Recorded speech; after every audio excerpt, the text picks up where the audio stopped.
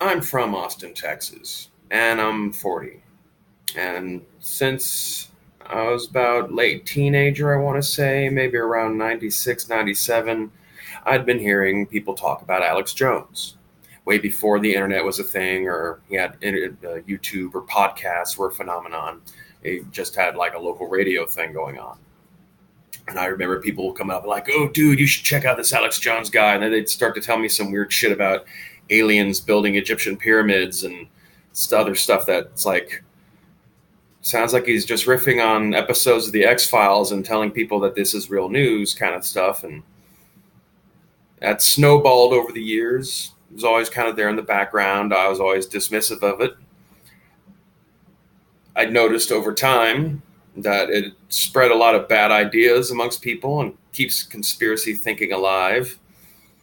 The trick to conspiracies is that if there's an obvious connection to someone making money, then the likelihood of that conspiracy being true is probably pretty high.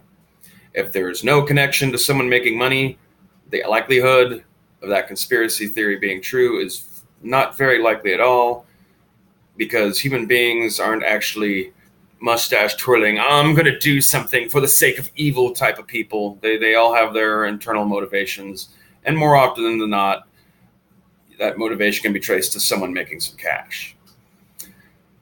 And saying that we got like, say, there's problems with the Democratic Party, but saying they're Satan worshippers with gigantic hidden underground child sex layers and stuff like that, and human sacrifice, that's not helpful. That's just incredibly dumb. I mean, life is not a goddamn Dungeons and Dragons game.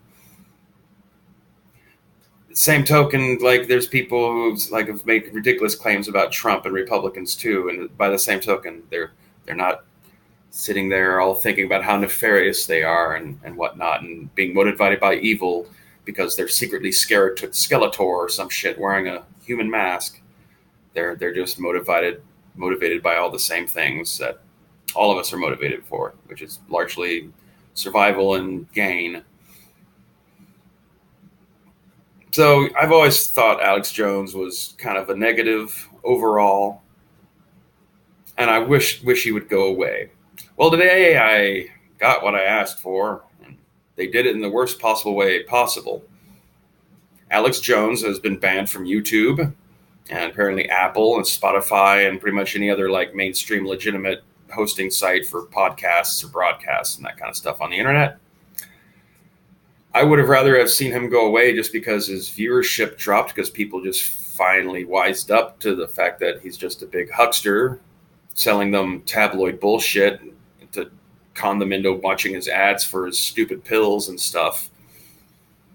But no, instead, they took the guy at the heart of a massive conspiracy theory media empire and banned him across the internet.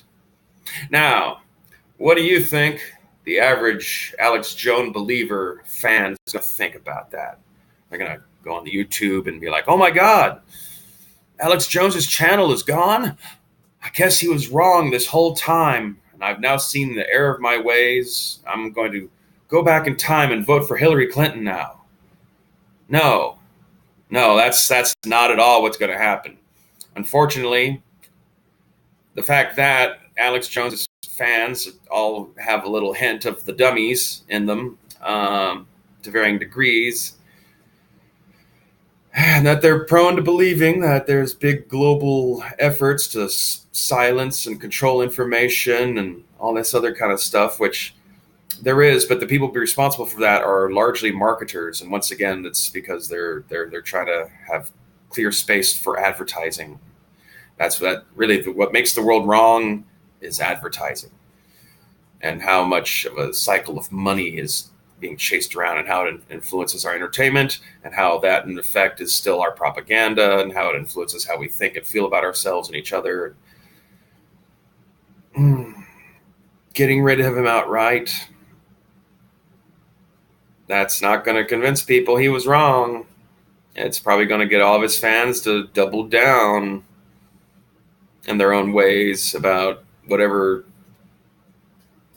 piece of bullshit that he had spun to them that they bid onto, as their hook.